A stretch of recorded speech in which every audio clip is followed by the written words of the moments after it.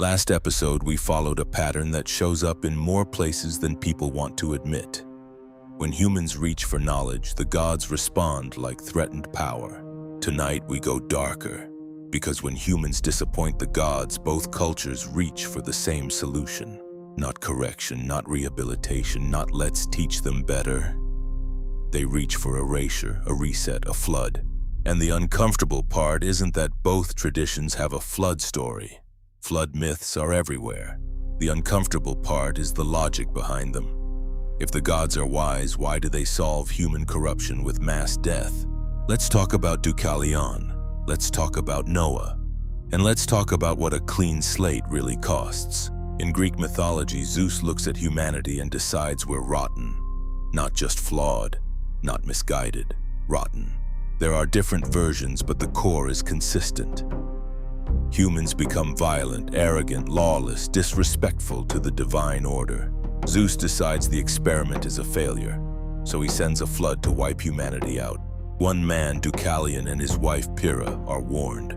They built a chest or an ark-like vessel. They survive. The world empties. Then, after the waters recede, they repopulate humanity in a strange, symbolic way by casting stones that become people. It's myth logic, but the message is clear. Humanity has been restarted. Now, the biblical flood. Genesis paints a world where violence is everywhere. The earth is corrupted. God regrets making humanity and decides to flood the world. Noah is singled out as righteous. He builds an ark. He saves his family and animals. The waters rise, everything else dies, and after the flood there's a covenant, a promise, a sign in the sky. Again, the same structure. A corrupt world, a divine decision to erase it, a chosen survivor, a new beginning, a reset. So we're not going to argue tonight about whether this is literal, metaphorical, or a memory of ancient disasters that got mythologized. That's an important conversation. But it's not the one we're doing in this episode. We're doing the logic, because no matter how symbolic you read it, the flood functions like a statement about divine power. It says, when the gods are displeased, they can take everything, and then it asks you to call that justice. Let's slow down. Imagine being a child in either world, Greek or biblical, it doesn't matter. You're alive. You're not the king. You're not the violent one. You're not the one writing the laws. You're just here. Then the sky breaks. If a god is correcting evil, why do the innocents drown with the guilty? Some will say, because the world was fully corrupt.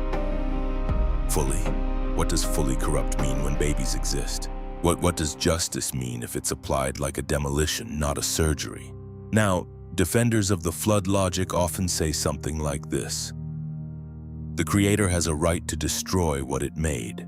And that's the moment the story stops being about morality and becomes about ownership. That's not good versus evil. That's maker versus property. And whether you believe the story is literal or not, the moral pressure is real. The flood teaches that life is conditional, that existence can be revoked. It's a theology of precarity. Now here's another layer.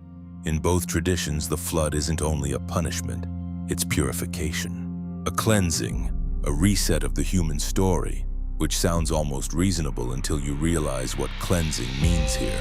It means the solution to human violence is divine violence. The solution to corruption is extermination. The solution to disorder is drowning. So the pattern becomes the gods hate human brutality, but respond with the largest brutality imaginable. And we're supposed to call it righteous because they're gods. This is where your mind has to stay awake, because if power can redefine violence as justice when it's done from above, then morality becomes whatever the strong say it is. Now, let's do the think tank thing and lay out the possible interpretations without preaching one. One interpretation is that these flood stories preserve a memory of catastrophe. Ancient people lived through horrific regional floods. Those events got carried forward and moralized into stories about divine judgment. In that view, the flood says more about trauma and meaning-making than about the personality of God. Another interpretation is that the flood is a mythic warning. Violence spreads, corruption spreads, and society collapses. The flood is what happens when humans cross certain lines.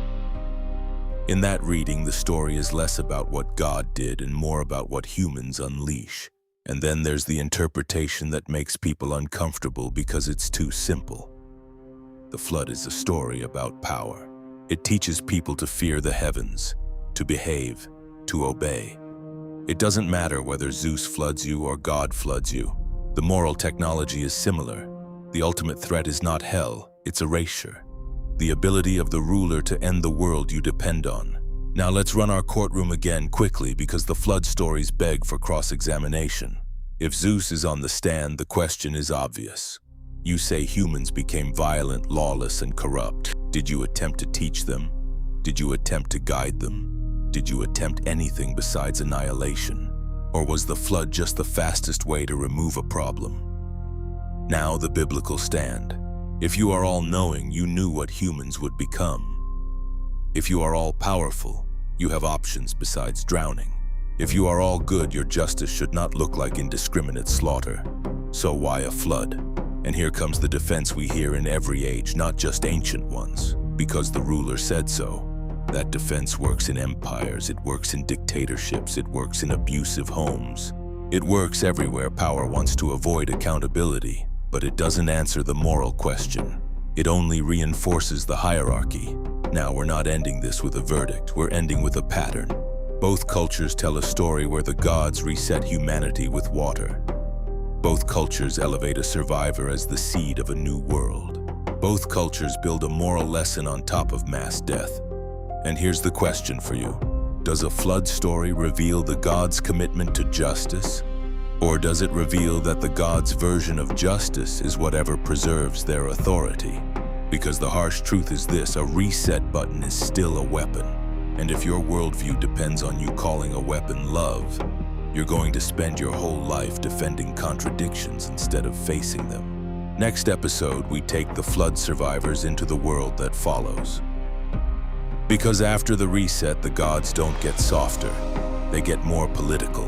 We're going into divine loyalty, jealousy, worship demands, and the language of serve. Part 3 is where Olympus starts sounding less like fantasy and more like theology with the mask off.